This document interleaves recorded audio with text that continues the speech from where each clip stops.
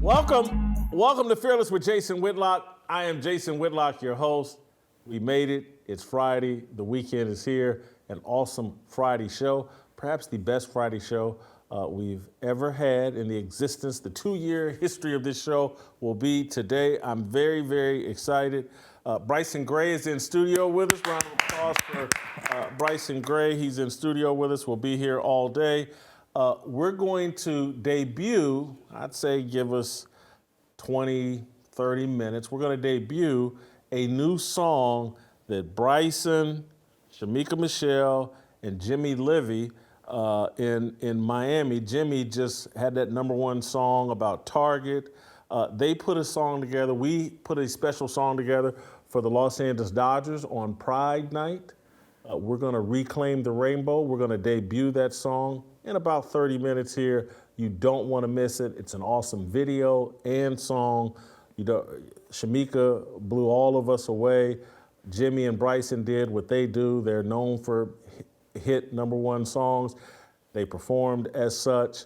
The video is amazing. Stay tuned for that. You do not want to miss it.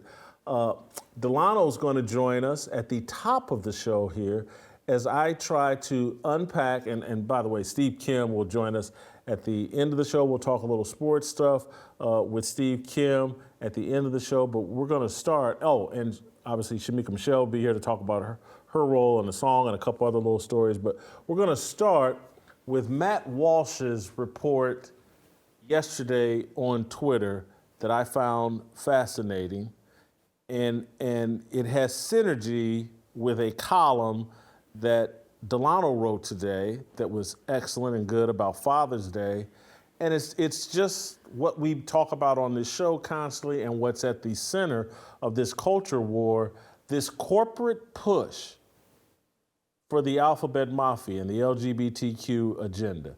And Matt Walsh from the Daily Wire put out a series of tweets yesterday where he had some insider information about what Fox News was pushing inside to its employees about supporting the LGBTQ and swallowing all the LGBTQ ideology, and how there are leftists within Fox News who now feel empowered and are having their way within Fox News.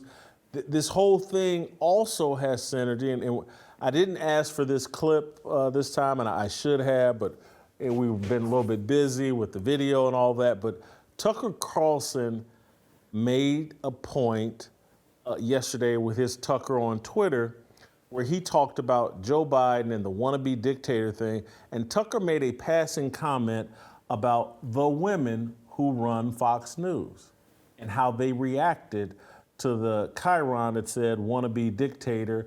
And it's a very small, subtle thing that Tucker said, but I know exactly what he's talking about. The leadership at Fox News is weak in the aftermath of Roger Ailes. A woman named Suzanne Scott is running it. I forget the woman's name who's her number 2, but basically at the very top of Fox News is 2 women. I've met Suzanne Scott. I've talked to the other woman. Nice people, great people, well-intentioned people. But at the end of the day, if you guys remember, I did a mono a month ago about women don't take bullets. That's not in their nature. And so they will compromise. And they're not going to be as strong and as steadfast as a Roger Ailes. And Tucker made that point. And so when I was seeing Matt Walsh's report on Twitter about what's going on and the selling out to the LGBTQ, and you couple that with Tucker pointing out like, hey man, this female leadership over at Fox News, what a surprise. They're being inclusive to the whole LGBTQ thing. I'm not surprised at all. I said, and I'm going to stand by it, the day Tucker Carlson's last day was my last day on Fox News. It was clear to me that they had sold out, and there had been other signs long before that they had sold out. You can go back to election night 2020, and Tucker was their last hope. And I've just left it all alone. I will not appear on the network again. They're sellouts. They've sold out to the Alphabet Mafia. They have weak leadership, a byproduct of having, and I'm sorry if it makes me sound sexist, but women who prefer to compromise and be inclusive rather than stand on any sort of biblical principle or any principle at all. They'd much rather choose peace than a necessary war. So Matt Walsh's report didn't surprise me. It par for the course. Delano, I want to bring you into the conversation first. I'm sure you read Matt Walsh's deal. What was your reaction, and are you surprised that Fox News is selling out like every other corporation is to BlackRock and everybody else forcing ESG down our throat? Definitely not surprised, Jason. Part of it, and this part doesn't necessarily get brought up a ton, is that Fox News, to my understanding, is headquartered in New York City, right? One of the most liberal cities, obviously, in the country. And it may very well be the case that they think that if they were to take a different position, they may get hit with some pretty serious, fines and penalties because they're located in New York City. I'm not surprised, though, because, one, corporate America, to your point, has completely sold out. And it's not just that it's sold out. Corporate America is part of the tip of the scalpel, I'll say, not the tip of the spear, the tip of the scalpel that is trying to trans our kids. When the Equality Act was up and being, debated in Congress, it was the vast majority of Fortune 500 companies were behind it, including Amazon, Google, Apple, all those. So I'm not surprised that Fox News is found among that number. When they ran a segment, I want to say it was last June, about a kid, a teenager. I want to say this family was in California, and the family claimed that I believe it was it's a girl, born a female, who now identifies as a boy, and Fox News ran this glowing segment and even included the line, which everyone will know because this is sort of the epitome of emotional manipulation, but the parent said, well, we'd rather have a living son than a dead daughter. And when they ran that, and then the reporter was like, oh, man, this is such a great segment, I said, oh, yeah, they're gone. They're gone. So anything that I see internally, their partnership with the Trevor Project, which, as you know, Jason, the Trevor Project was one of those, young boys that really made the NFL come out of the closet and declare that they're officially gay. When I saw that Fox News was partnering with them, I said, oh, yeah, they're compromised. Now, will they be slightly better and allow for more debate on these issues than CNN and MSNBC? Yes, they will. On air? Sure. You'll have parents go on Laura Ingraham and say, we're fighting back against boys and girls sports. But in terms of corporate culture and corporate values, they might as well be sitting somewhere between CNN and the Washington Post. Bryson, you're... I am so glad he brought up that segment that aired last June. I was one of the people that exposed it. I said, y'all watch Fox News. This is crazy. And that's when I officially stopped watching Fox News. Like you said, the NFL did. I feel like Fox News came out as gay. And I was in New York, and I actually went to Fox News building just to see if it was LGBT stuff around it. to my surprise, it wasn't at the time.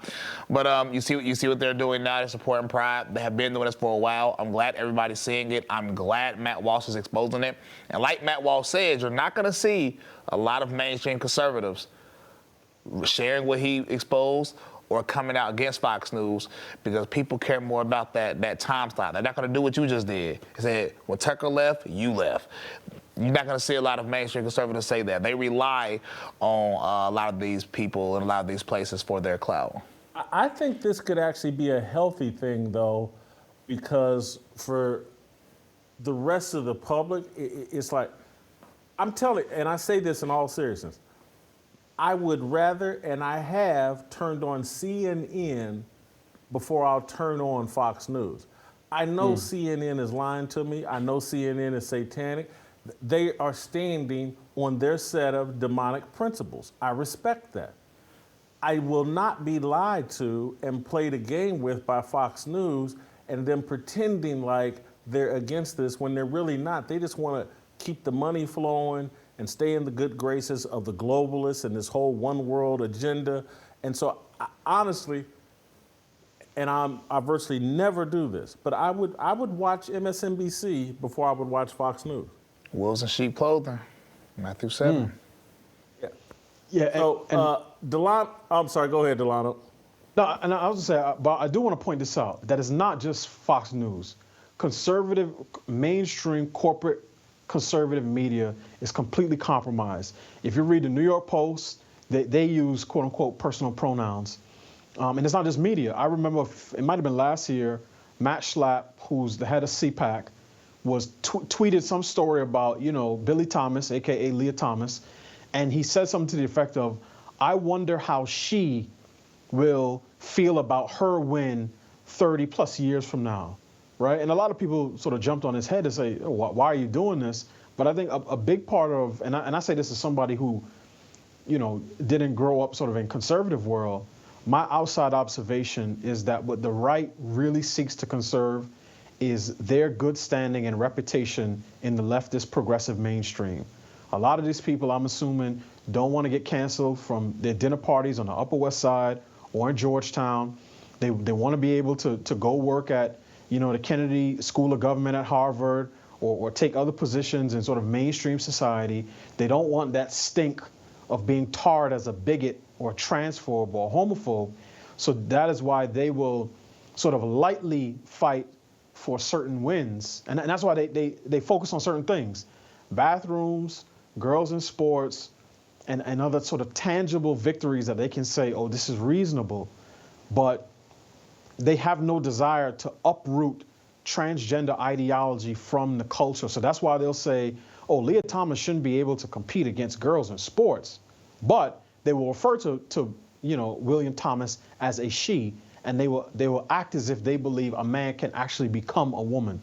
So it's not just Fox News. I think the right in general is full of people who have compromised either in terms of their values, their policies, or their rhetoric. And many of them, to Bryson's point, are just wolves in sheep's clothing. One of the decisions I had to make was to get out of California just so I could be me without where I could be in an environment. It's not like Nashville's kind of liberal, but Tennessee overall, even the liberals here, they're so used to dealing with conservatives and Christian and people of faith that they're not offended by me. But in LA, it was a palpable feeling like, oh, yeah, that's Jason Whitlock. And again, I'm a non-voter, but it's like, because I stood on some biblical principles, I'm a conservative, I could actually feel it when I went out. I would be engaging with people, and then they dance around and ask the questions to try to figure out where you're at. And boy, if you didn't hop on the Obama worship train, you were persona non grata. And so I've been saying for years, like, if Fox News were serious, if they really wanted to represent conservatives, they would relocate. Move out of New York, move to Florida, move to Texas, move to Tennessee, move somewhere where, and particularly you're gonna have this female leadership, where they can go out to dinner and not feel like the people there hate them. Someone may spit in their food or whatever. Women are just not going to take that kind of heat. And most men, and I hate to put a man, most men aren't gonna take that kind of heat. People want to be liked. It's a natural instinct. It's very few people like a Bryson Gray who could care less what anybody thinks about them. I'm the same way. That's how I know it's rare. Like, I care less. You ain't comfortable around me? That's your problem. I'm very comfortable. Correct. That's how you have to go about it if we're going to change anything. If we're going to compromise, and when a woman's inherent state, and a lot of time, is to be more nurturing, to be more sympathetic, to be more empathetic, to be more compassionate. So of course they're just naturally in a state where they're more likely to compromise on certain things. Especially, don't let them have a friend that's gay. You know what I'm saying? Then it's definitely going. They're not going to fight back. Men do it mainly because they do want to be liked. Like he said, they want to have the dinner parties. So it takes people like a Jason Whitlock or like me. It takes people like that to actually fight back.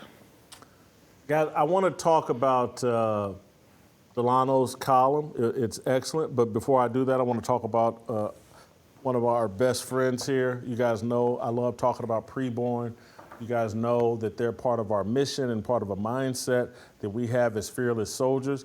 We believe and know that life begins at conception inside the womb. Anybody that tells you it doesn't, go look at the studies. If you read to your baby while the baby's inside the womb, it impacts their intelligence. So if you can do things while the baby's inside the womb that will impact their intelligence, impact their health, how can you say life doesn't begin inside the womb? And so we have that mindset, and that's how we know how to treat life outside the womb. And nobody supports this mindset better than preborn. Preborn provides ultrasounds to expectant mothers who are considering abortion.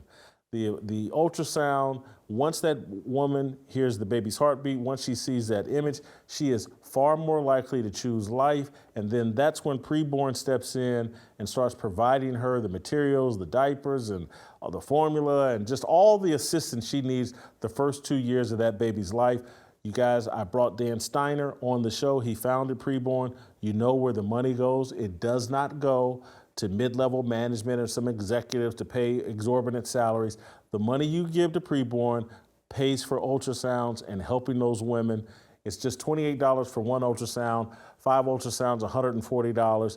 2 ways to give, very easy. Pick up your phone, pound 250, say the keyword baby, or do it the Jason Whitlock way.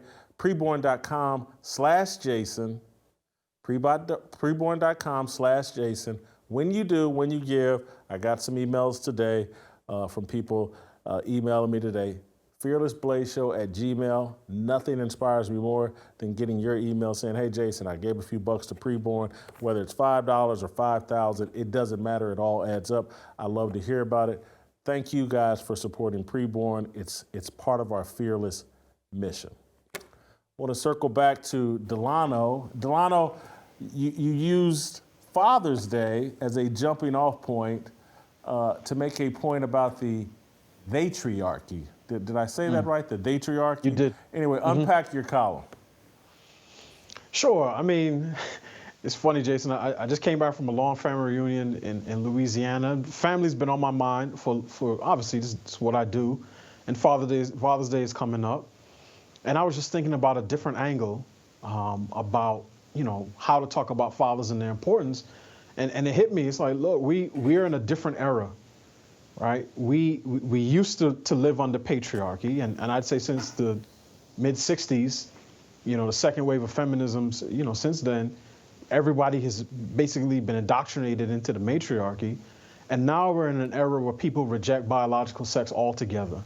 So now I say we're in the matriarchy, right? And I'll put it a different way. In the 1980s, a woman would have said, I don't need a man.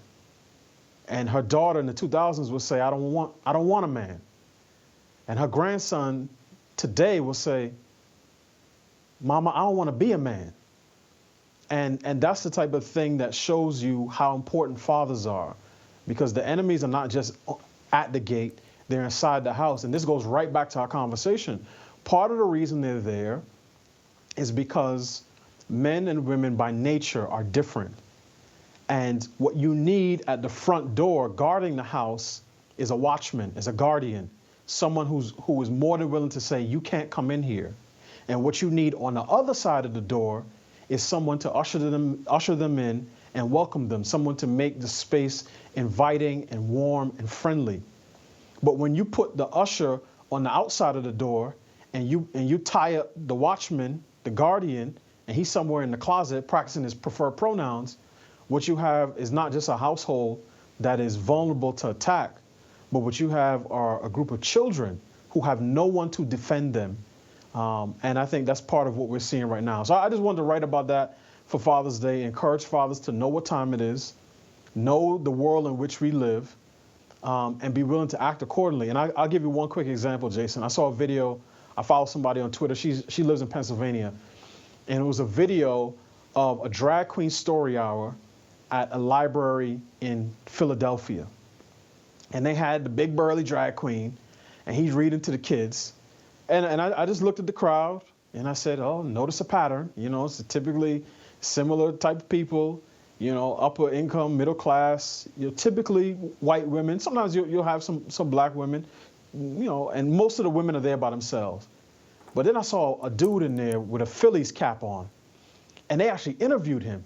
And he said, yeah, I brought my kids here and it was a good experience and teaching them about diversity. And I thought to myself, this guy needs 25,000 Umar lashes. He needs Dr. Umar to drive down from Delaware from his school and give him some lashes on his backside to get his head back on straight. Because I don't know how any man or father or grandfather will willingly take his child into an environment to expose them to that type of perversion and confusion. But so that's why I wanted to say, to encourage fathers and to challenge them that we need you to fight the patriarchy. Delano, one of the points you made at the top was, what I thought was important, is that many men are asleep and they don't know what time it is, and the time that we're living in right now. I thought that was a critical point in trying to shake dudes up to like, hey man, are y'all aware of what's going on, how demonic this is, and how emasculating it is for your young boys? Everything is slanted towards creating men who will take their kids to the example of the man you just gave. He thinks he's doing the right thing. He's fitting in with the culture by taking his kids into the middle of debauchery. And part of that is because men like him, and I'd say anybody under the age of 60, has been bathed and marinated in a post-second wave feminist culture their entire lives. So we talk a lot, particularly like when it comes to abortion, of how, feminists sort of encourage women to defy their nature. But in a similar way, they've encouraged men to defy our nature, right? So men don't want to be disagreeable. They don't want people. They don't want to say no to anybody. They don't want to get angry. They don't want to, be aggressive, even in situations where they need to be. So somebody like him has been pulled, and he's operating in his divine feminine, right? And part of what we need is to get back, to our nature, because again, we're raising boys in an era where it's like they're being told constantly that the best way for you to be a boy is to act like a girl. And even if you like to wear a pink shirt or play with your older sister's dolls, then you may actually be a girl. And I think that's a terrible message, and you're right. Men need to understand what time it is, and particularly, and I didn't necessarily go in this direction, but I'll say it here, particularly to men in the black community, we need to understand what time it is. And the reason I specify us is because the left has gotten very crafty, because that's what the enemy does. He knows how to work it. He knows which buttons to push. So what the left does, they know that if they just push the LGBT stuff straight up, and they make it all about, gay middle-class guys that want to buy, property and get married, quote unquote, the black community is not going to necessarily be on board with that. But if they wrap the pride flag, or if they dip the pride flag in chocolate, and they say, well, to really be a black person, a good black person in good standing, you have to be an ally to the LGBTQ2IA plus silent P plus bestiality community. Then we say, oh wow, if this is now about race, then we got to get on board. So that's why whenever you hear the NAACP talk now, they will quickly pivot from issues around race to issues around LGBTQ.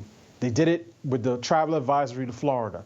It's Florida is a bad place for black folk and LGBTQ plus people.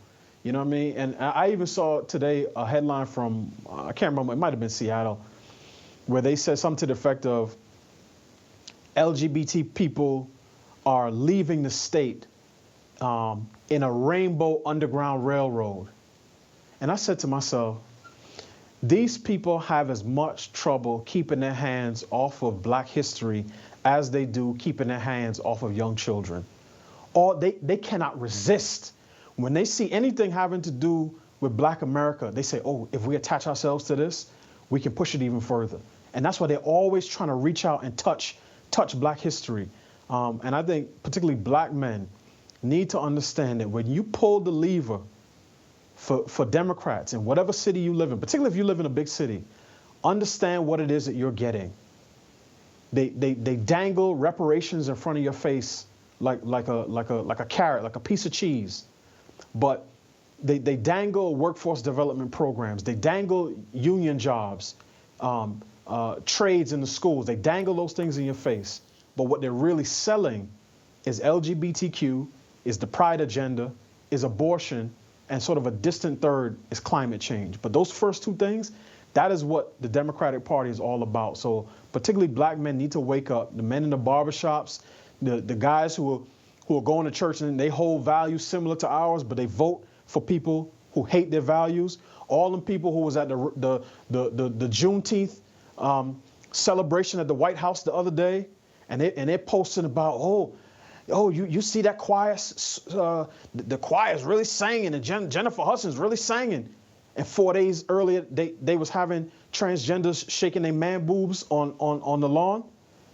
Black folk need to understand what time it is. So yes, that's a general message, and that's a specific message to the men in our community. It's funny, and Delano, thank you. I'm gonna let you go. Great job as always. Have a great weekend. Have a great Father's Day. This reparations thing, like if they give black people reparations, all it is a payoff for you to continue to swallow the LGBTQ stuff. That's what it really is. It has nothing. It will not benefit us as a whole. They've printed so much money, we don't even understand how devalued it is. But it's really just a bribe to get you on board with the LGBT. What? I mean, we talk about it all the time, but what price would you put on your soul? There's no dollar you can give me to sell my soul out. And we see what reparations look like in real life. Have you ever been to a Native American reservation? You see what they go through. There's only one group in this country that competes at the bottom of the median household income. Native Americans. There's only one group in this country that competes with the suicide rate of white men. Native Americans. There's only one group in this country that competes with the drug addiction and alcoholism of people, and that are Native Americans. And they had every style of reparations you can think of. Like every style, you name it, they've gotten it. That's why the most successful Native Americans are the people that move away from the reservations, because once you leave the reservation, you can't benefit anymore. And secondly, with the LGBT thing, they have to be crafty with that. Bryson, I would say, I want you to dwell on that for a little bit, because I don't think most people have heard what you're talking about. That's new information in terms of, like, they gave Native Americans reparations. Maybe they weren't called reparations specifically, they did, yeah. But it was reparations. And in every form. Yes, and we think somehow this is going to be good for us. No. It's like a check so they can. You know what? And I hate to. Don't even pay taxes on reservations. They don't got to pay taxes. They basically look. Here's. I'm gonna talk a little bit street. I'm gonna try not to use the words, but we have in my family and in Indianapolis, it's like when you loan somebody $500 and they don't pay you back, we go, I own that N-word. Mm-hmm. And I'll never have to deal with him again. My grandfather there was a guy that lived across the street that owed my grandfather like $1,000. And my grandfather used to laugh when he'd walk down the street. That's that N-word I own. He won't even look over this way because he knows I own him, blah, blah. And that's literally, when you accept that check, they're giggling and laughing and say, I own you now. Don't come ask me for another effing thing. I don't have to worry about you. I don't have to think about you. That's what they did to Native Americans. We're gonna put you off a little reservation. You ain't gotta pay taxes. Go away, go drink this whiskey, go smoke this dope. Yep. Go kill yourself, it's a brilliant point you're making. Yeah, a lot of people don't realize it because a lot of people, people do focus on themselves. They don't think like, okay, has this happened before? And like even everything a lot of these pro-black organizations talk about, well, we don't want to have to pay taxes or we want to check. You know what I'm saying? Native Americans got that. Not only that, they got their own land that the government gave them. You You know what I'm saying? And they can stay there, basically rent free, do whatever they want. Matter of fact, they can open up a casino, and they can have benefits from the casino that regular people can't have. If me and you open up a casino, we don't get the same benefits that Native Americans have when they open up casinos. They gave them everything they need, and the people are still struggling. And I don't know what the Native American community feel about it, but a few I talked to, they said, well, it wasn't enough, or something like that. And sometimes they say, well, it's corrupt because the money goes to the head of the tribe, I think, and then they have to give it out as corrupt. I'm like, yeah, that's a lot of humans are corrupt. So what do you think gonna happen? It's no different. We've done it in an unofficial way of there's all these little set-aside benefits for black elites. Yep. That they get to live off in this little special thing, and they get to pretend like, oh, once I get this promotion to president of such and such, this money's gonna trickle down and impact poor black people. No, it's not. Nope. It's no different than the women from BLM. Oh, once we get all this money, what do? Move out to a gated white community as far away from black people as possible. None of that money actually touched black people on the street. It just favored a few little educated blacks that bought into the Marxist theology and whatever. The native, wow, what a powerful. Who owns? You can go to any black neighborhood. Go to the gas station. They are owned by Indians. Everyone steals. So all these black folk that get this money, they don't never go back and build within their community ever. You go to Jay-Z old neighborhood, go to the gas station, see who run it. You go to Oprah old neighborhood, it won't be black folk doing it. And this is just the reality of it. Great point. I may have to follow up on that next week. Hey guys, I want to tell you about one of our newest partners, a partner I'm very excited about. I've been talking about him for a couple of weeks. Win Fisher and Naturally It's Clean. Win came to Nashville. We sat down, talked for an hour or so, talked to me about his product.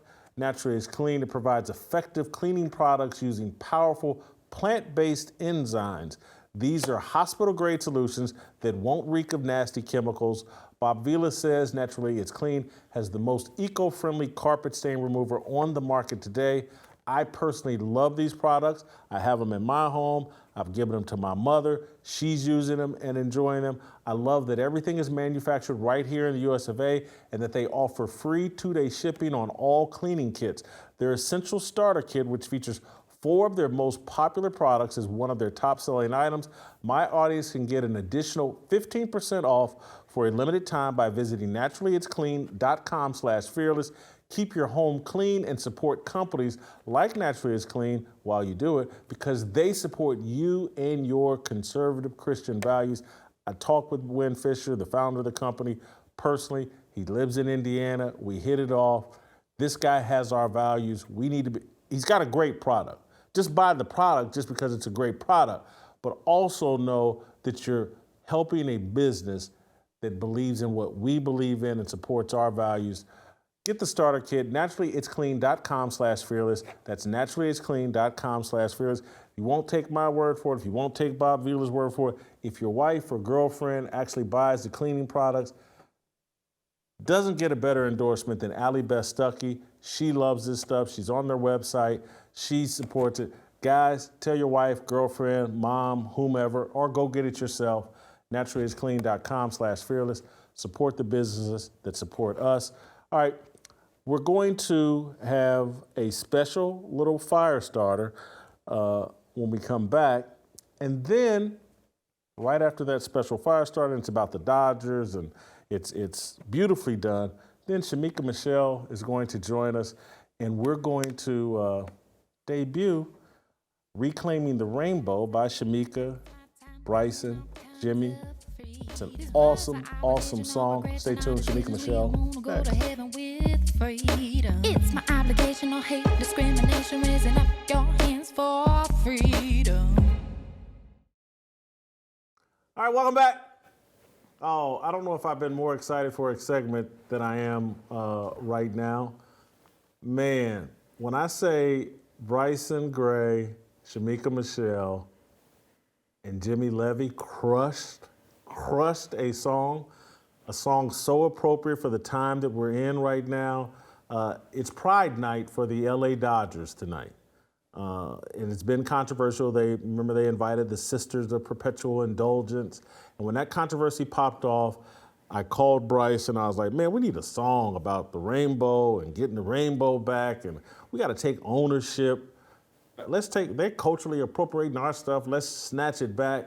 And Bryson was like, immediately just got excited. And I didn't have to do anything else. Next thing I know, like, holy cow, him and Shemeka sent me verses, and I was like, are you kidding me? Y'all did this, how? And then Bryson was like, man, I got this perfect dude to sing the chorus. And, oh, we gotta have Jimmy. And you tell the story how y'all recorded this with a sock or what? Yeah, so first I want to give a shout out to Don Trochez, who's one of my producers. He's a staunch Christian conservative. He made the beat. I made him redo it 7 times. So I know he was getting irritated, but I said I had a vision. And then after that, I sent it to Shemeka. She came to my house, we recorded it, and we were trying to figure out how to get Jimmy's hook, because he was having issues with the studio. So we were all in New York together. I brought my studio equipment, and one of the main pieces of a studio is a pop filter. If nobody knows what a pop filter is, it's to stop the from being overly emphasized on music. That's why you never hear a heavy. And if you do, it's because somebody sucks at recording, you know. And I left the pop filter at home. So we're in New York. I said, I got a clean sock. And that's the old school gangster way. Back in the day, if you had a home studio, you ain't had no pop filter, you put a sock on the mic, you know what I'm saying, you go with it. So we put a sock on the mic. I had the microphone connected to the lamp in the hotel room. Yes, it was it was crazy how we set it up. And I thought we was going to get kicked out the hotel because when Jimmy was singing, when he sings the high notes, he gets very loud. And I was like, oh man, somebody gonna definitely come up in here and tell us to stop. But nobody came. It came out beautiful. I reviewed it to make sure it sounded good. It sounded amazing. And then even for the video, I had to go to Florida yesterday. Yeah, this has been, and we're not even gonna tell you the best story. I've banned Shemeka and Bryson from telling the best story about the studio here in Nashville. That'll be when y'all win an Emmy or a Grammy. When y'all win a Grammy for this, y'all can tell that story then. But this has been incredible. And then, look, I knew Shemeka was talented, and I still got kind of like, did Bryson write these bars? Ooh. Shemeka, I'm gonna ask you, did Bryson write them bars or did you write them? I wrote them, and Bryson he sent me the music, and I have to thank him for just allowing me to be me. It was like he expected me to be Shemeka, and anytime I got nervous, even during the video shoot, he just kept saying, just do Shemeka, just be Shemeka. And so thank you, Bryson, for that. But no, I wrote it. All right, well, I can't overhype the song. The song is awesome, but I don't want to overhype it. Let's play it. Let's let the audience enjoy it. The video turned out great. It's a collaboration between, I can't pronounce Jason's last name. He did the editing. And then Justin Kraut jumped in and did some editing here this morning to get the whole package together.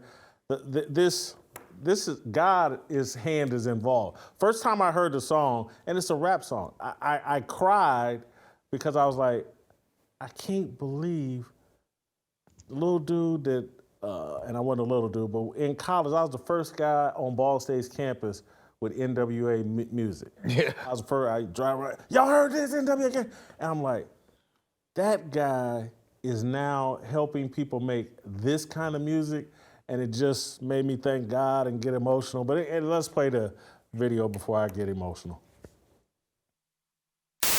The Dodgers have reversed course again. The team was criticized for inviting a specific group to Pride Night at Dodger Stadium, then criticized again for uninviting them. A short time ago, the team announced it was re-inviting them. It's written in the first book of Genesis till Satan perverted it.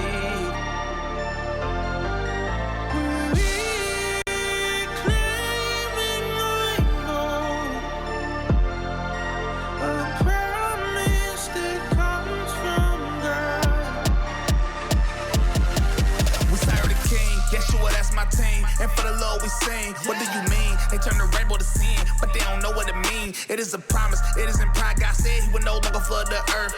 Now it's 4 abominations when they put the flags outside your church. Ay, Deuteronomy 22:5, now you got grown men wearing these skirts. LA Dodgers mocking God, but soon they'll all be reimbursed. It's about the covenant, not about pride. They mark our Lord as we sit to the side. Who gon' bow down, who gon' stand up for God? Borders the line, the wicked gon' hide. And all the media telling you lies. Christ ain't come for peace, he came to divide. And that's Luke 12:51. Good versus evil, it's time to decide. Can't be lukewarm, cause you gon' pick a side. Saying you politics as a disguise. I say America needs to repent. No politician can stop our demise. It's written in the first book of Genesis till Satan perverted it. Reclaiming the rainbow, a promise that comes from God. Who would have dreamed the magic? Who could have thought or knew? We say the word woman and be referring to dudes. Said I hope you putting pops offended and you feel attacked. Cause I'm here stand the fearless to take the rainbow back. And we're rising like a nation, calling out sin, no hesitation. Shemeka play nice, no obligation. I'ma call it what it is, abomination. And I'm snatching, I ain't asking. Got an animal instinct, Carol Baskin. My tongue is the gun, yeah, the assassin. Love is love, brr, nasty. Taste the rainbow. No thanks, I'd rather die. Unless it's God's show.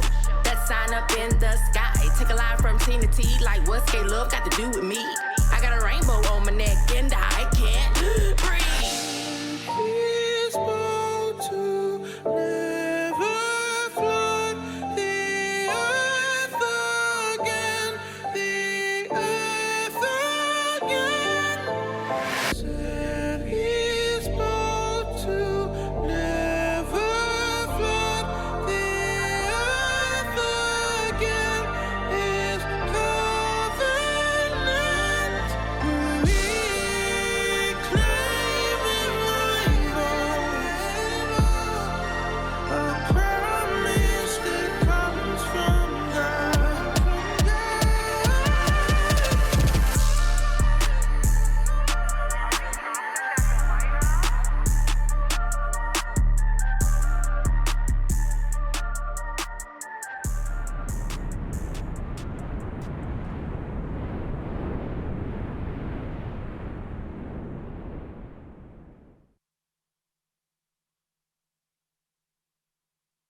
Man. I love it. Absolutely awesome. Awesome. I like I said, Jimmy Levy just had a #1 song on Apple for the Target song. We got You've Target. had several. Listen, I feel like this is a hit, man. Yes, I mean, hopefully, if everybody watching this, get it on iTunes. Just type in Bryson Gray Reclaim the Rainbow, or Shemeka Michelle Reclaim the Rainbow, or Jimmy Levy Reclaim the Rainbow. It'll pop up on iTunes. Let's try to get it #1.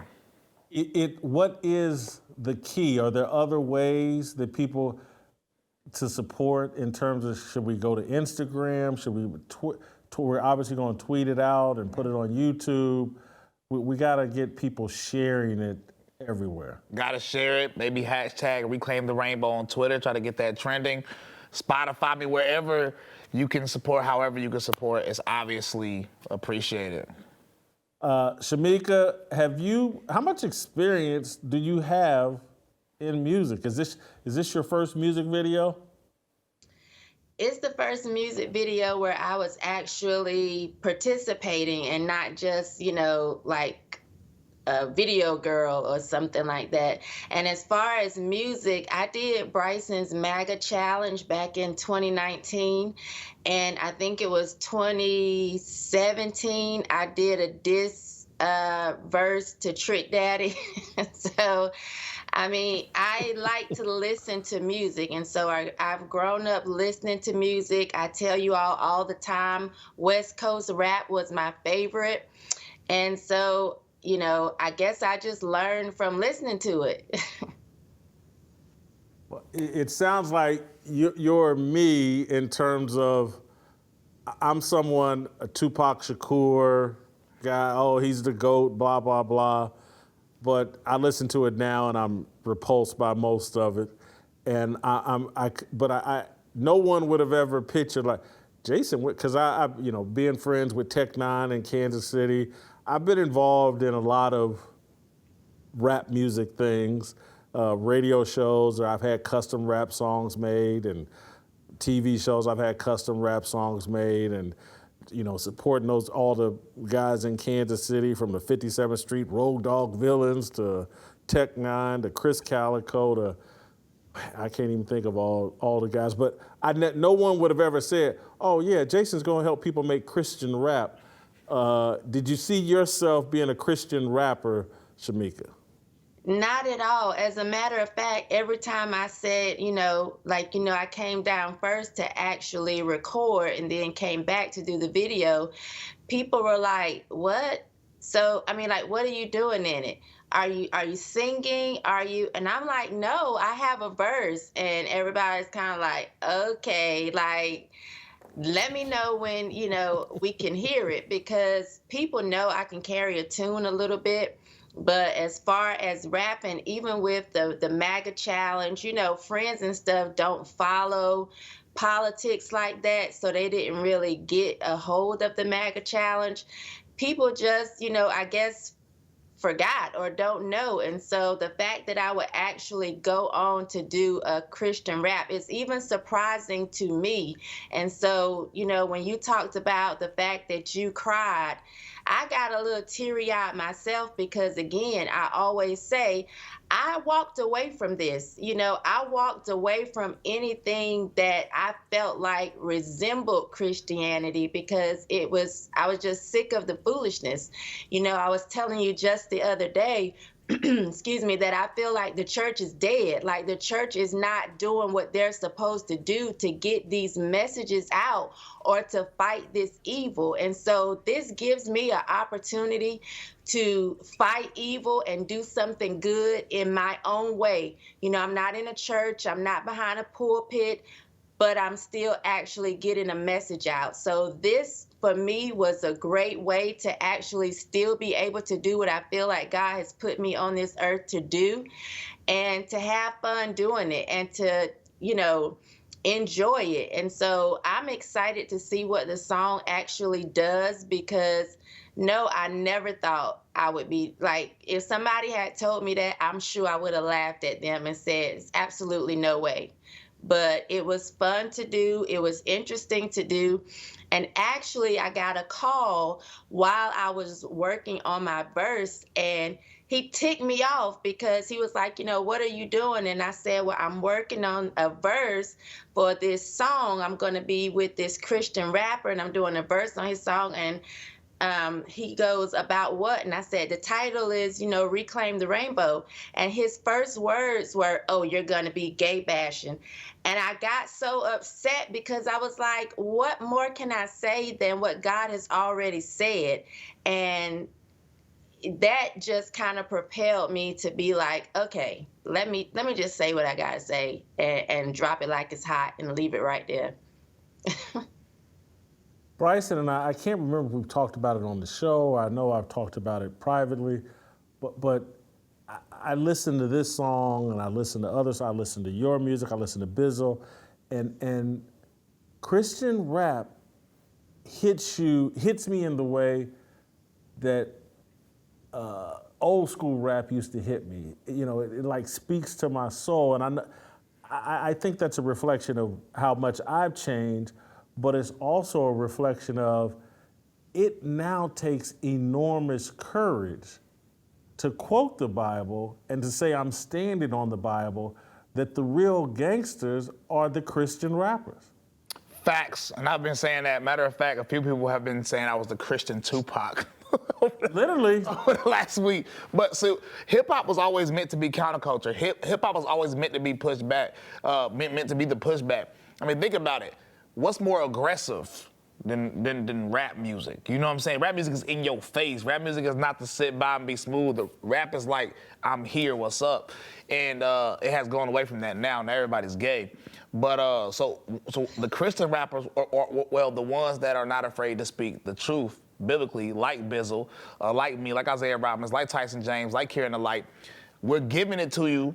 It's a music, the beat's still hard, the hook's still catchy, but we're giving it to you from God, and it's music with a message, but you can still ride in the car with it. You know what I'm saying? So I think that's why it's having such an impact, and I hope it continues to grow. One of the things that you do in conversation and in your music that I think are so powerful, and that's why, part of the process this morning was getting some of the words on screen. It seems like every rap song, or most of them, you quote scripture. Yes, you sir. mention scripture. Yes, sir. And there's nothing more powerful. There's no more powerful form of communication. And so we wanted to get those words on screen and give people this song and this video and the whole thing is so powerful. And it's what I love them calling you the Christian Tupac. And I'm hoping that this is your dear mama. And I'm sure you've made other songs that had powerful messages. Is this, do you have songs similar to this, or were you put on the same kind of vein as this one? I have songs obviously way more offensive than this, but the thing I think is special about this song is I think this is one of those songs anybody can listen to. So if you like singing, you know what I'm saying, you have a real singer. It's like Jimmy Levy isn't no regular author. No, Jimmy is a singer for real.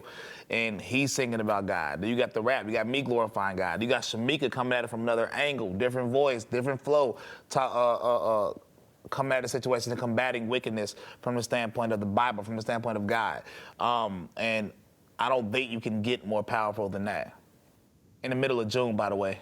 Yeah, in the middle of June. Dodgers Pride Night. We got a special song for them, an anthem they should play tonight. Shemeka, I'm going to throw a curveball. I don't want to talk about this other stuff. I really just wanted to talk about this video. I'm so pleased with this video. Play the video again, and we'll go to a break and come back with Steve Kim. The Dodgers have reversed course again. The team was criticized for inviting a specific group to Pride Night at Dodger Stadium, then criticized again for uninviting them. A short time ago, the team announced it was re-inviting them. It's written in the first book of Genesis till Satan perverted it. Reclaiming the rainbow, a promise that comes from God. We serve the King, Yeshua, that's my team. And for the Lord we sing. What do you mean? They turn the rainbow to sin, but they don't know what it means. It is a promise, it is in pride. God said he would no longer flood the earth. Now it's for abominations when they put the flags outside your church. Hey, Deuteronomy 22:5. Now you got grown men wearing these skirts. LA Dodgers mocking God, but soon they'll all be reimbursed. It's about the covenant, not about pride. They mark our Lord as we sit to the side. Who gon' bow down? Who gon' stand up for God? Borders align, the wicked gon' hide. And all the media telling you lies. Christ ain't come for peace, he came to divide. And that's Luke 12:51. Good versus evil, it's time to decide. Can't be lukewarm, cause you gon' pick a side. Satan use politics as a disguise. I say America needs to repent. No politician can stop our demise. It's written in the first book of Genesis till Satan perverted it.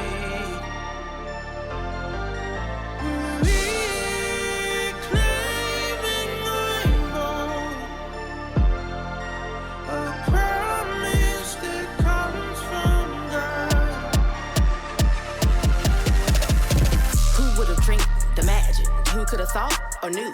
We said a word, woman, and be referring to do.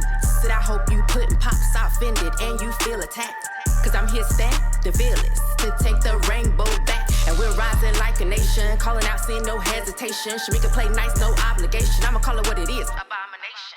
And I'm snatching, I ain't asking. Got an animal instinct, Carol Baskin. My tongue is the gun, yeah, the assassin. Love is love, nasty. Taste the rainbow. No thanks, I'd rather die. Unless it's God's show. That sign up in the sky. Take a line from Tina T. Like what's gay love got to do with me? I got a rainbow on my neck and I can't breathe. It's about to never flood the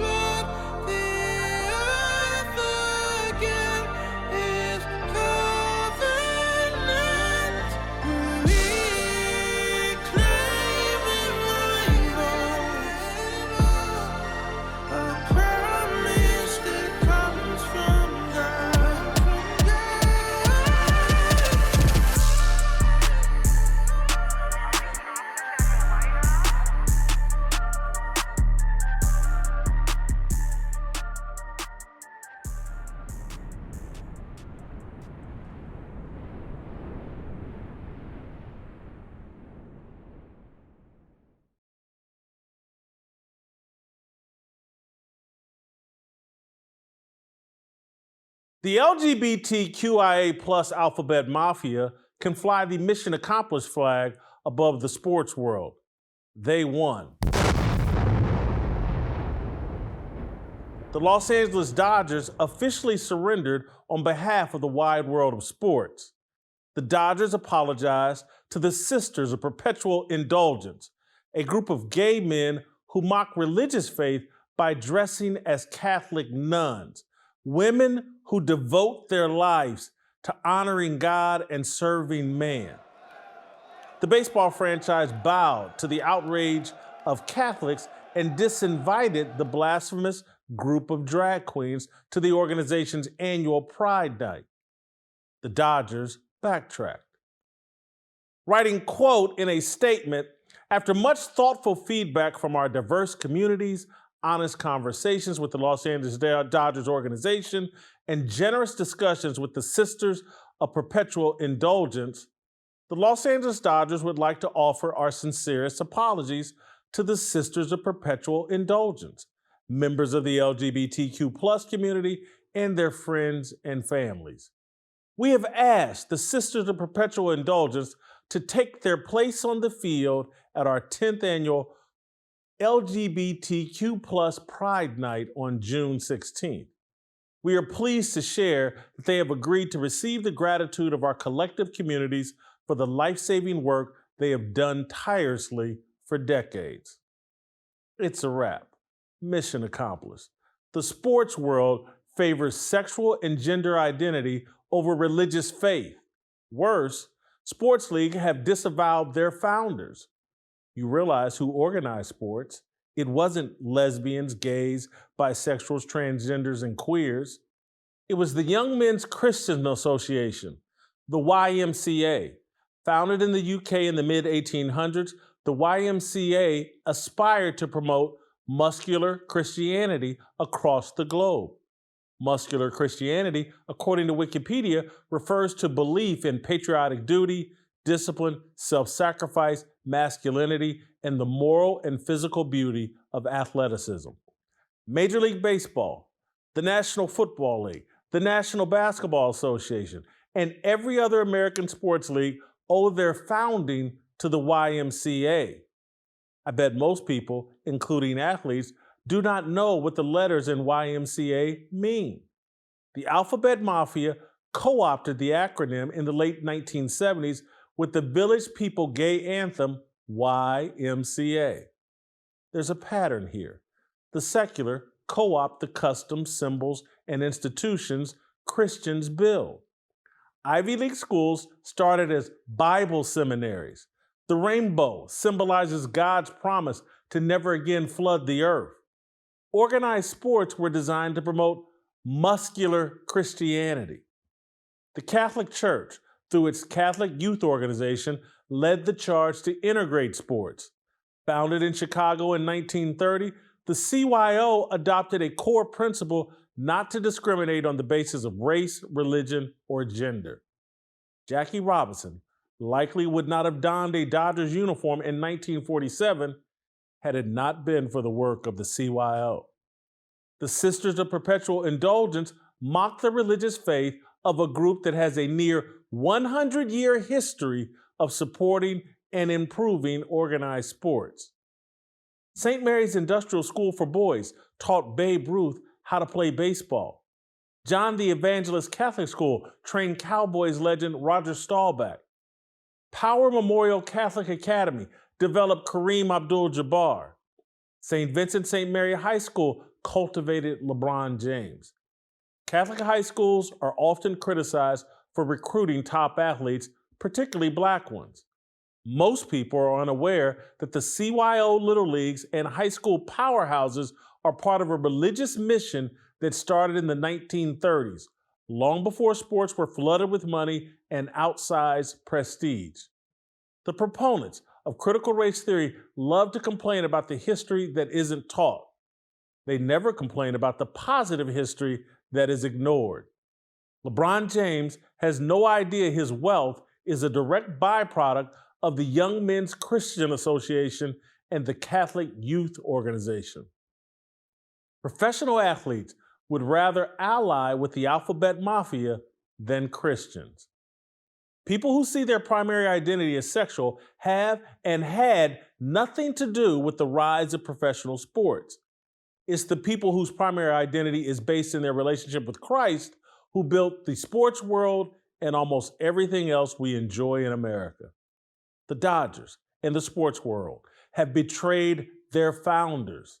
It's sickening. It's sickening that the broadcasters and pundits earning millions of dollars talking about sports will not discuss the betrayal. Stephen A. Smith, Dan Lebitard, Shannon Sharp, Pat McAfee, Dave Portnoy, Jalen Rose, Mina Kimes, and all the rest are grifters eating off a table set by Christians. They're too uninformed or too cowardly to defend the faith that made their wealth and popularity possible. The same cowardice and stupidity afflicts the athletes. They're ungrateful. They're too high on weed or too filled with pride to recognize their treason. Their handlers tell them what to think, who to support, and what to ignore. Many of the athletes feign religious faith. How can they ignore Pride Night? There are few things made more clear in the Bible than the evil and destructiveness of pride. Proverbs 16:5. Everyone that is proud in heart is an abomination to the Lord. Be sure of this, they will not go unpunished. Pride is the gateway drug to idolatry. The LGBTQ+ have placed their sexual and gender identity well above their identity in Christ. They're taking pride in being outside the body of Christ. That is their right. As American citizens, they have every right to do that. As a Christian, I don't have to celebrate their foolish decision. I don't have to play along and pretend Pride Night is a good thing. It's a celebration of secular values. It's a celebration of being in disobedience to God. The Young Men's Christians Association laid the foundation for Major League Baseball and all sports leagues. Professional sports are the wrong platform to mock religious faith. That should be done on Bill Maher's HBO show or other comedy stages. It's blasphemous on a baseball diamond, a football field, and a basketball court. 모두 빨리 박수 쳐 기다리지 말고 서둘러 Reason that I'm back is to feed you raps I see that you are 배불러 So fly All right, welcome back. Time for your favorite part of the show and my least favorite part of the show. I have to put up with the Korean Cosell before my weekend gets fully underway. Cosell, welcome back to the show. The audience loves you. I tolerate you. Adam Silver, the commissioner of the NBA, delayed announcing this 25-game suspension for Ja Morant because he didn't want to overshadow the NBA Finals or whatever. Had everybody think, oh man, he's going to get a half-season suspension, a full season suspension. He got a slap on the wrist. 25 games for his gun-toting and gun-bragging and trying to be Tupac Shakur. Do you have a problem with Adam Silver's very light punishment of Ja Morant? Well, before we get started, I want to tell the audience, in the words of Terrell Owens, old T.O., I love some Me Too. Thank you. We are in complete agreement. In fact, my segments are the favorite part of my show. But yeah, as it relates to Adam Silver, I saw your tweet, Jason, and you're right. Adam Silver cares too much about being liked and not being respected. Now, we can argue all day and night about if the suspension was excessive or if it was much too lenient. I'm on your side. It does feel a little lenient. I didn't agree with the season-long suspension. That felt a tad punitive. In my view, a half-season suspension seemed fair along with the 8 games that he was already banned from. So, yeah, he didn't get shot in the head. He just got pistol whipped very lightly. But, again, and I'm seeing it now. He got his hand slapped. He didn't get pistol whipped. Okay, maybe very softly with the butt. Maybe not like the pistol end. But again, what about Favre? I'm hearing that already. I'm hearing people saying, well, what if it was a white player with country music? And my view is, all right, first let's see that. and let's give him the same suspension then. I don't get this. I mean, look, the people that will tell you that no laws were broken are correct. However, there was already an edict placed by John Morant or the league to him. You can't do this. Knock it off. Don't do it. And what's he do a week or two later? Waving that thing like he's Calamity Jane. So, again, his biggest crime here is being kind of stupid and not showing a lot of common sense. But, yeah, again, the bottom line, this feels very, very light. Look, man, people are acting like this is a one-off incident or even a two-off incident. There's all the other allegations. There's the high school kid saying he pulled a gun on him. There's the incidents at the mall with the reports from the mall security. There's the Indiana Pacers staffers who say John Morant was in a car that focused a red dot inside of their car, threatening them. There's all of this other stuff related to John Morant. When I sit here and think about 25 games, what is that, like 82 game schedule? Is that 25% of the season? 30%? I don't know. Yeah, but and Big Jason, Ben Roethlisberger, without any convictions, he got a 6-game suspension in the NFL from Roger Goodell, and I think it got maybe reduced to 4. I can't remember, but I don't, 25 games, slap on the wrist.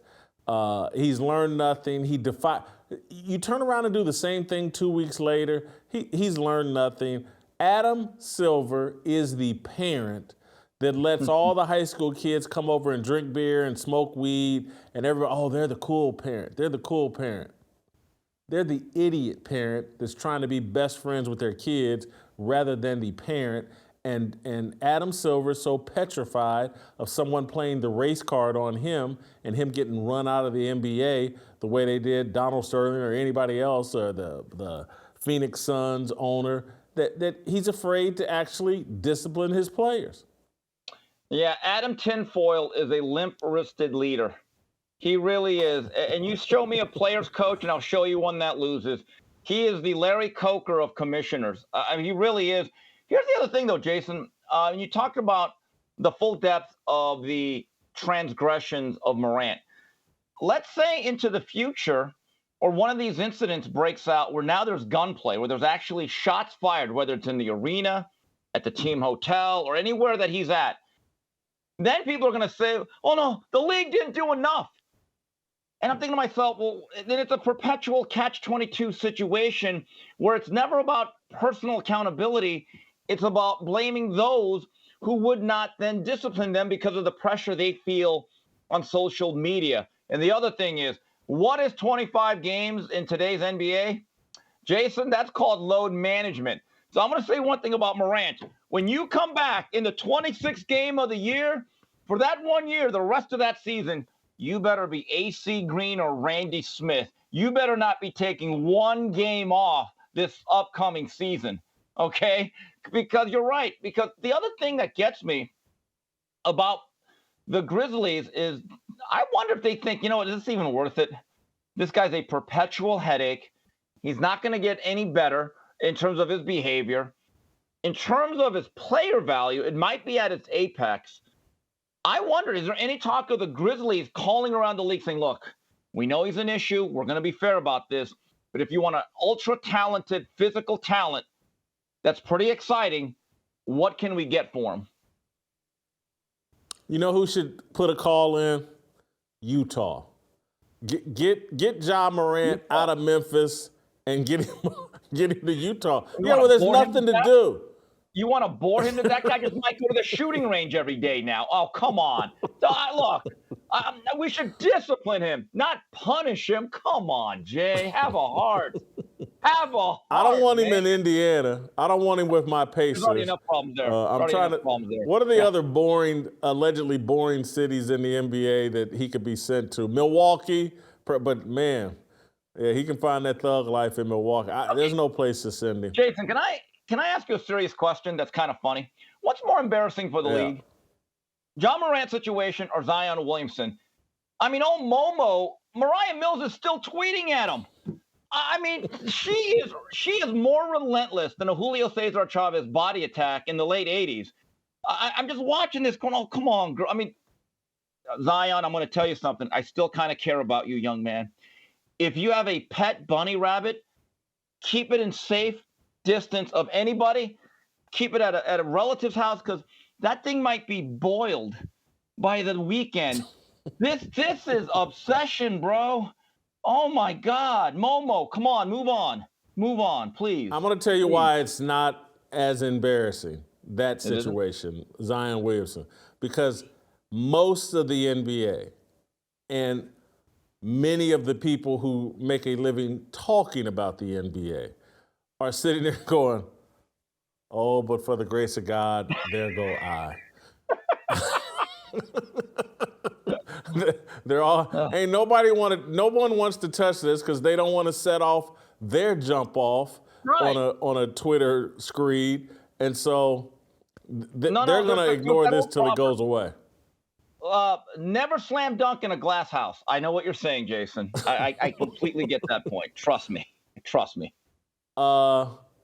Michael Jordan is having his last dance with the Charlotte Hornets. Oh. The NBA is losing its Nelson Mandela of ownership. The NBA will now, isn't Mike the only black owner in the NBA? So now they'll be just as racist as the NFL. But Mike Jordan is selling the Charlotte Hornets. Your thoughts? You know, I'm so glad he's not selling it off to LeBron. That's the great thing. I read that he bought this for a little under $200 million, and now he's selling his shares for $1.7 billion. This guy's winning more than Charlie Sheen on a bender. You got to give this guy credit. And I wonder if it's like, I wonder what Scottie Pippen's thinking right now. Here is Scottie doing all this chirping about the greatest of all time, right? And then this guy just says, yeah, you know what? I'm kind of bored with this whole basketball thing. I'm good. I'm just going to sell my shoes and my apparel. By the way, Mike, very good quality. Thanks. I'm just going to make a cool 1.7 B. I wonder, though, what Mike's going to do, though, because men like him need a purpose. Now, unless he's wired like Jimmy Johnson, who just said, look, I'm just going to hang out at the beach and drink Heinekens on ice for the rest of my life and do a little bit of TV 4 months out of the year. I wonder what Jordan's plans are because, you know, it's interesting about him as an individual, Jason, as a celebrity. I do respect the fact that despite being still one of the most famous people on earth, even today, in my view, he's relatively quiet. He doesn't do social media. He doesn't do all that much media. Let me tell you a story. When I watched the Air movie at that theater that you used to go to all the time by LA Live, my Uber was this African gentleman, very nice guy, and we started talking. And I could tell he was from Africa because of his accent. And we started talking. He goes, well, what movie did you watch? And I said, oh, the one about Air, about Michael Jordan. And he began to explain to me that even in his country, growing up in the 80s, that there was two people that everyone knew in that continent, in his country. There were two Mikes, Jordan and Jackson. And he said, everyone else we don't really care about, but in American culture, it was those two guys. And he goes, you know what? And the guy told me, so that movie's about Michael Jordan. I go, well, it's really about his shoes. And he goes, you know what? I'm still going to go watch it. And I found that fascinating in a lot of ways. Steve, my quarterback, Patrick Mahomes, was a little woke for me, but he is the quarterback of my team, the Kansas City Chiefs. He's got a beef going, kind of a one-sided beef with Jamar Chase and the Cincinnati Bengals, the rivalry between the Bengals and the Chiefs. Jamar Chase fired off a Pat Who comment, and Patrick Mahomes took to Twitter and showed his rings and said, that's who. And anyway, this back and forth, I think, is actually good. This rivalry between Joe Burrow, Patrick Mahomes, the Bengals, and the Kansas City Chiefs. The Bengals got some work to do, though. They don't have 2 Super Bowl rings like Patrick Mahomes. But, you know, I think the people over in Cincinnati believe they have the best quarterback in the league. And it looks like we have our next Tom Brady, Peyton Manning rivalry, Joe Burrow and Patrick Mahomes. Given the fact that Mahomes was addressing the Bengals, he should have really replied, who they? Who they? Who they think's going to win a Super Bowl? Not them, because they haven't. I actually like it, though. What is one of our main complaints, Jason, about modern day sports? There are no rivalries. The guys don't care. They trade jerseys. They're okay with losing, and everything is so transient, and there is no identity with particular individuals to a city and a franchise.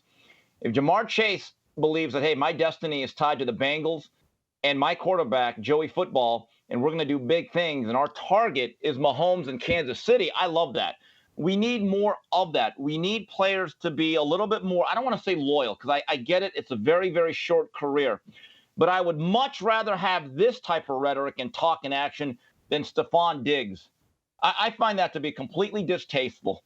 I really do. If I'm the Buffalo Bills, and I know you and TJ talked about it yesterday, I'd say you're stuck here. But I love the fact that Jamar Chase is talking about achievement while a guy like Diggs is just pouting. And so Steve Kim just pulled a Steve Kim. He got ahead of me. I wasn't quite done with Pat Mahomes and Jamar Chase. But you've moved the conversation as you're prone to do. And so let's go there. What's your problem? Or I take it you agree with me. I think Stefon Diggs wants out of Buffalo, and that's what this is all about. He's going to pout and cry and pick a fight with Josh Allen and try to get his way out of Buffalo. He's been there 3 years.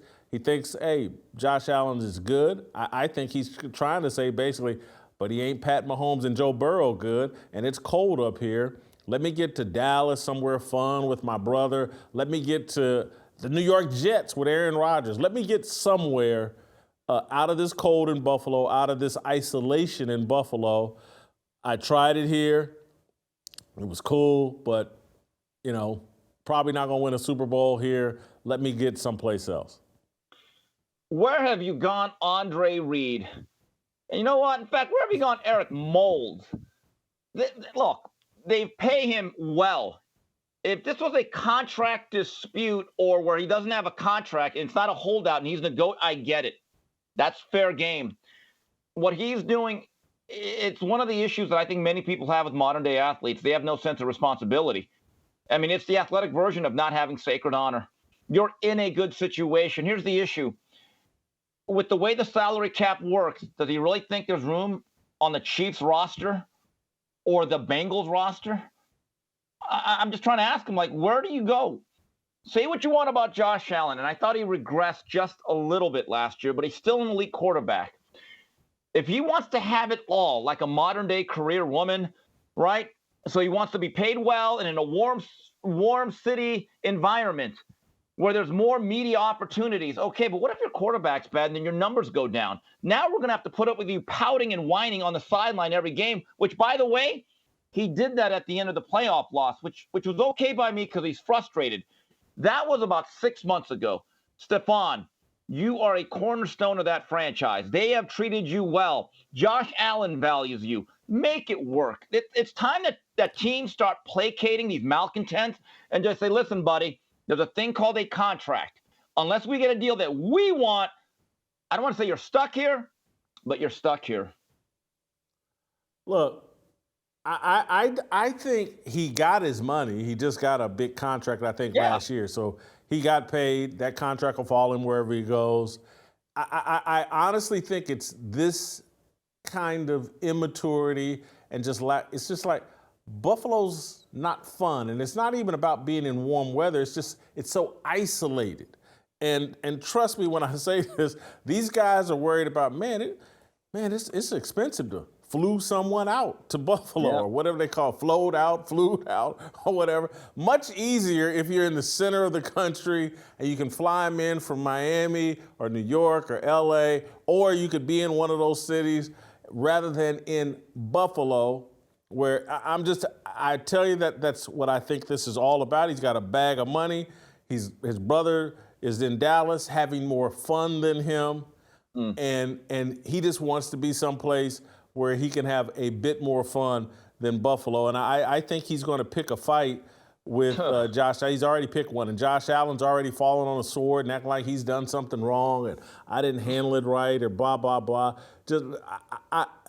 These receivers have so much leverage over a white quarterback that Josh Allen's going to be on his knees kissing this guy's butt because he knows what side the media will take if there's ever a dispute between the two. Are you sure about that?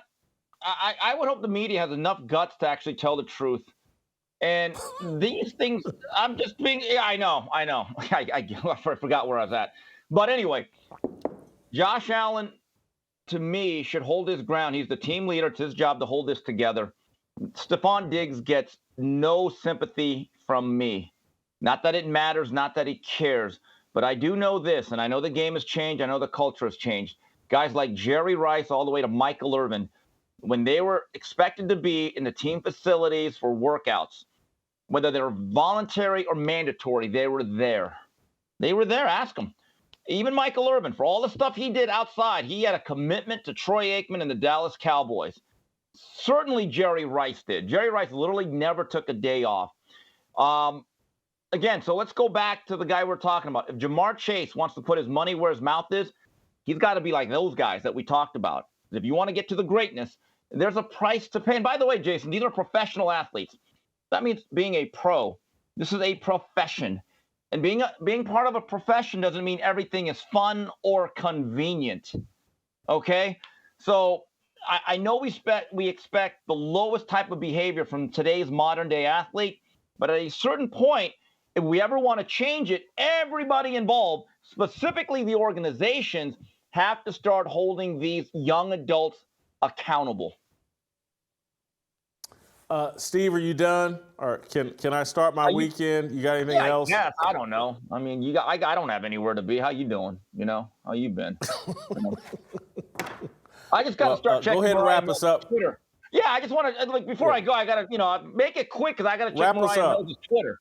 Yeah, because I don't know what's going on here. She may have gotten 10 more off from these segments. God, she is relentless. God, I guarantee if we check through her DMs, we may find Steve Kim in her DMs, no, and that's what you're wide. really concerned about. She's a little wide for me. I'm Asian. We can't handle all that, as they say. I'm sorry. You say that. I got in trouble when I said that. Don't get me fired again. All right. Thank you, Steve. We'll play some tomorrow. We'll see you next week. Waiting for the countdown, coming off the breakdown, standing in line for freedom. Looking for a breakout, feeling like a standoff, nothing in life like freedom. Came in like a fighter, striking like a ladder, making all these moves for freedom. I want freedom. No negotiation, my sister, no relation. We all just wanna have freedom. Sitting on a corner, never been alone. I'm breaking my back for freedom. Blessed, we are living, get back. We are receiving, no deceiving. We all wanna be free. We want freedom. I wanna be. I just want.